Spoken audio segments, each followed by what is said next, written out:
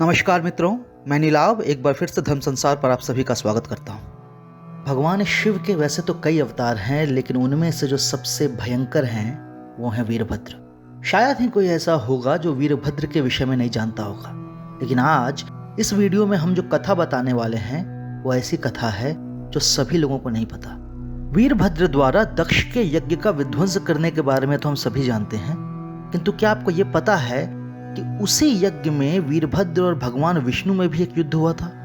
आज इस वीडियो में हम उसी युद्ध के बारे में बात करेंगे। भगवान शिव और माता सती की कथा तो हम सभी जानते हैं। हम ये भी जानते हैं कि किस प्रकार अपने पिता प्रजापति दक्ष के विरुद्ध जाकर माता सती ने भगवान शंकर से विवाह किया था। प्रजापति दक्ष इससे बड़े अपमानित हुए। उन्होंने इसका प्रतिशोध लेने के लिए कनखल, जो कि आज हरिद्वार में है, वहां एक महान वैष्णव यज्ञ का अनुष्ठान किया। भगवान विष्णु उस यज्ञ के अग्र देवता बने और स्वयं ब्रह्मदेव ने पुरोहित का स्थान संभाला। उस यज्ञ में इंद्र सहित समस्त देवता, यक्ष, गंधर्व एवं महान ऋषियों को आमंत्रित किया गया, किंतु भगवान शंकर से बैर के कारण प्रजापति दक्ष ने उन्हें आमंत्रित नहीं किया। जब भगवान ब्रह्मा और विष्णु ने देखा कि उस यज्ञ में भगवान शंकर को आमंत्रित नहीं किया गया, तो उन्होंने दक्ष को बार बार समझाया कि तत्काल क्षमा याचना कर उनको आमंत्रित कर लें, किंतु दक्ष नहीं माने। भगवान ब्रह्मा और विष्णु दोनों ही उस यज्ञ में अपना अपना पद संभाल चुके थे, इसीलिए यज्ञ को बीच में छोड़कर जाना उन्हें उचित नहीं लगा। यज्ञ आरंभ तो हो गया, किंतु महर्षि भृगु एवं कश्यप ने यज्ञ के अनिष्ट की भविष्यवाणी कर दी। इस पर ब्रह्मदेव और नारायण ने एक बार फिर दक्ष को समझाया, किंतु उनके ना मानने पर उन्होंने विनाश काल को समझकर यज्ञ आरंभ करने की आज्ञा दे दी। उधर जब माता सती को पता चला कि उनके पिता ने यज्ञ का संकल्प लिया है, किंतु अपने जमाता को उसमें नहीं बुलाया, तो वे अत्यंत क्रोधित हो गई और महादेव के बहुत रोकने के बाद भी अपने पिता के यज्ञ मंडप में पहुंच गई। उन्होंने वहां पहुंचकर सभी को धिक्कारा और अपने पिता को कहा कि हे पिताश्री, अभी भी बहुत देर नहीं हुई है, आप महादेव से क्षमा मांगकर उन्हें आमंत्रित कर लीजिए। इस पर दक्ष ने उन्हें कापाली, अघोरी, नग्न, असभ्य एवं अन्य कई अपशब्द कह डाले, जिससे व्यथित होकर माता सती ने उसी यज्ञ कुंड में अपने प्राण दे दिए। ये देखकर समस्त सभा हाहाकार कर उठी। दक्ष का निश्चित विनाश जानकर ब्रह्मा और विष्णु उस यज्ञ से प्रस्थान कर गए। अपने इष्ट देव को जाते देख सभी महर्षि भी उस यज्ञ को छोड़कर चले गए। इस पर दक्ष ने कहा कि अब तो शिव अवश्य मेरा नाश करने आएंगे, इसी कारण आप लोग मेरी सहायता करें। उन्हें इस प्रकार भयभीत देखकर इंद्र एवं अन्य देवता वहां रुक गए। तब महर्षि भृगु ने कहा कि हे प्रजापति, अब तो 14 भुवनों में आपकी रक्षा कोई नहीं कर सकता, किंतु अगर आपको सेना से ही संतोष होता है तो मैं आपको 1 करोड़ दुर्धुष योद्धाओं की सेना देता हूं। ऐसा कहकर महर्षि भृगु ने जल को मंत्र सिद्ध कर हवन कुंड में डाला, जिससे वहां अस्त्र शस्त्रों से सुसज्जित 1 करोड़ भीषण योद्धाओं की सेना प्रकट हो गई। इसके बाद महर्षि भृगु भी वहां से प्रस्थान कर गए, किंतु इतनी बड़ी सेना और इंद्रादि देवताओं को देखकर दक्ष को कुछ संतोष हुआ। उधर जब महारुद्र ने माता सती की मृत्यु का समाचार सुना, तब दुख और क्रोध से कांपते हुए उन्होंने अपनी एक जटा को तोड़कर वहीं भूमि पर पटका। इससे वहां प्रलय के समान ज्वाला उत्पन्न हुई और उसी ज्वाला से 3 नेत्रों और 1000 भुजाओं वाले वीरभद्र की उत्पत्ति हुई। उसके नेत्रों से अग्नि निकल रही थी, उनकी जिह्वा शेषनाग की भांति लपलपा रही थी और हृदय को कंपाने वाला वो अट्टहास कर रहे थे।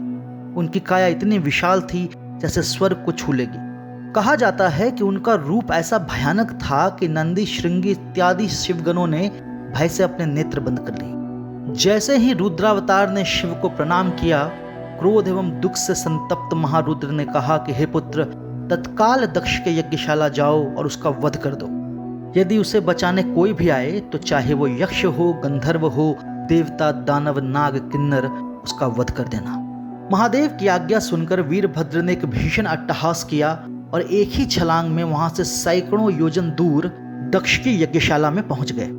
जैसे ही वे वहां पहुंचे, उनका भीषण रूप देखकर कई योद्धा युद्धस्थल छोड़कर भाग गए, और तो और असंख्य योद्धा केवल उनका रूप देखकर ही अचेत हो गए। महर्षि भृगु की सेना के सभी योद्धा एक साथ वीरभद्र से लड़ने आगे बढ़े, किंतु उन्होंने मुहूर्त भर में उस पूरी सेना का संहार कर दिया। उन्होंने अनेकानेक योद्धाओं को अपने पैरों तले कुचल दिया और असंख्य योद्धाओं को अपना ग्रास बना लिया। ऐसा देखकर इंद्र सभी देवताओं के साथ उसे रोकने आगे बढ़े, किंतु वीरभद्र ने देखते ही देखते उन्हें पराभूत कर दिया। उन्होंने इंद्र के केश और पूषा के दांतों को उखाड़ दिया। उसका ऐसा पराक्रम देखकर इंद्र और सभी देवता तत्काल वहां से प्रस्थान कर गए। अपनी सेना की ऐसी गति देखकर प्रजापति दक्ष भगवान विष्णु का ध्यान करने लगे। अपने भक्त के प्राणों को संकट में देखकर भगवान विष्णु शंख, चक्र, धनुष और गदा से युक्त होकर गरुड़ पर बैठकर तीव्र गति से वहां पहुंचे। वहां पहुंचकर उन्होंने वीरभद्र को रोका। वीरभद्र ने उन्हें प्रणाम किया और कहा कि उस समय वो वहां से चले जाएं, क्योंकि इस समय वो किसी और की नहीं सुनेंगे। जब वीरभद्र नहीं रुके तब भगवान विष्णु ने अपने शस्त्रों से उस पर भीषण प्रहार किया। उनके प्रहारों से एक पल को तो वीरभद्र भी विचलित हो गए। फिर उन्होंने भी तुरंत कई अस्त्र शस्त्रों से नारायण पर प्रचंड प्रहार किया। उनके प्रहार इतने तीव्र थे कि नारायण समझ गए कि वीरभद्र शिव का ही दूसरा रूप है। उन दोनों का युद्ध देखने के लिए देवता आकाश में एवं ब्रह्मा यज्ञशाला में स्थित हो गए। वीरभद्र ने क्रोध से कांपते हुए नारायण पर 1,000 बाणों से प्रहार किया, किंतु नारायण ने अपने श्रांग से उन सभी बाणों को काट दिया। फिर नारायण ने अपने धनुष श्रांग से असंख्य बाण वीरभद्र पर चलाए, किंतु उसने सभी बाणों को निगल लिया। इस पर गरुड़ ने वायु मार्ग से वीरभद्र पर पूरी शक्ति से प्रहार किया, किंतु उसे विचलित न कर सके। नारायण को गरुड़ पर बैठा देखकर वीरभद्र ने उसी यज्ञाग्नि से एक दिव्य रथ प्रकट किया और उस पर विराजमान हुए। अब तो दोनों में ऐसा भयानक युद्ध होने लगा जिससे तीनों लोग कांप उठे। ऐसा लगा कि उन दोनों के प्रहारों से पूरी पृथ्वी फट जाएगी। जब ब्रह्मदेव ने देखा कि उन दोनों में से कोई भी पीछे हटने को तैयार नहीं है और उनकी सृष्टि का नाश हो जाएगा, तब वे स्वयं वीरभद्र के सारथी बन गए और इतनी कुशलता से उनका रथ चलाने लगे कि स्वयं नारायण भी आश्चर्यचकित हो गए।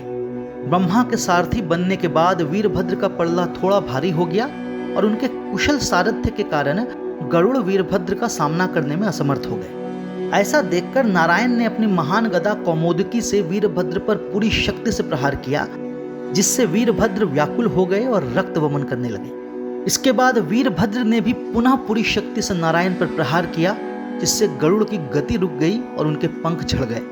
ऐसा देखकर वीरभद्र के प्राण लेने का निश्चय कर भगवान विष्णु ने अपने सुदर्शन चक्र को उसका विनाश करने के लिए भेजा।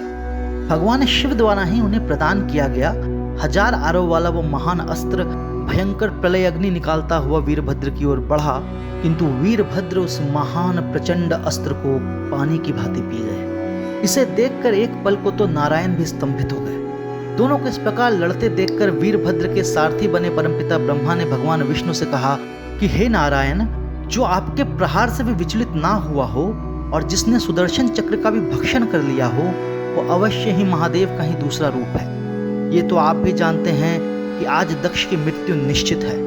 वो स्वयं मेरा पुत्र है, किंतु मैं भी उसे महादेव के कोप से नहीं बचा सकता। अगर आप दोनों इसी प्रकार युद्ध करते रहे तो सृष्टि का विनाश निश्चित है।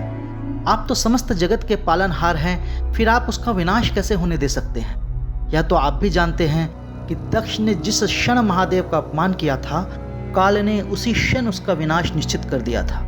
और ये भी तो सोचिए सच्चिदानंद कि यदि आप वीरभद्र को रोकने में सफल हो भी गए तो उसके बाद महादेव के क्रोध को कैसे शांत करेंगे? अतः अपना हठ छोड़िए और भाग्य ने दक्ष के लिए जो लिखा है उसे भोगने दीजिए। ब्रह्मदेव के ऐसे वचन सुनकर नारायण ने वीरभद्र से कहा कि हे महावीर, तुम स्वयं महादेव के शरीर से उत्पन्न हुए हो और तेज एवं बल में स्वयं उनके समान ही हो। तुम्हारे इस तेज का सामना 7 लोकों में कोई नहीं कर सकता। तुम धन्य हो कि तीनों लोकों के विनाश करने में सक्षम सुदर्शन को तुम जल के समान पी गए। तुम्हारी शक्ति और प्रताप अद्भुत है, अतः तुम अब जैसे चाहो दक्ष को दंड दे सकते हो, क्योंकि उसने भी सती की मृत्यु का कारण बनकर महान पाप किया है। तुम उसे दंड देकर अपने पाप से मुक्त करो। ऐसा कहकर भगवान विष्णु ब्रह्मदेव के साथ यज्ञशाला से प्रस्थान कर गए। उनके जाने के बाद वीरभद्र ने भय से कांपते हुए दक्ष की भुजाओं को पकड़कर उसका सर धड़ से अलग कर दिया और उसके शीश को यज्ञ कुंड की उसी अग्नि में झोंक दिया। तत्पश्चात वीरभद्र कैलाश वापस लौटे और भगवान शंकर को दक्ष की मृत्यु का समाचार सुनाया। इसके बाद ब्रह्मा और नारायण के अनुरोध पर महादेव यज्ञशाला पहुंचे और उन्होंने दक्ष के धड़ में बकरे का सर जोड़कर उसे पुनः जीवित किया ताकि वो अधूरा यज्ञ पूरा कर सके। इसके बाद महादेव देवी सती के मृत शरीर को लेकर वहां से चले गए। हमें आशा है ये वीडियो आपको पसंद आया होगा। यदि ऐसा हो तो आप इसे लाइक कर सकते हैं और हमारे चैनल को सब्सक्राइब कर सकते हैं। वीरभद्र पर एक लेख हमने पहले ही धर्मसंसार.com पर प्रकाशित कर दिया है, जिसका लिंक हमने डिस्क्रिप्शन में डाला है। यदि आप चाहें तो उसे वहां जाकर पढ़ सकते हैं। यदि धर्म संसार के वीडियो आपको पसंद आते हों तो आप इसे अपने मित्रजनों और अपने परिवारजनों के साथ साझा कर सकते हैं। हम शीघ्र ही एक नई और रोचक वीडियो लेकर आपके सामने प्रस्तुत होंगे। तब तक के लिए विदा चाहता हूँ। हर हर महादेव।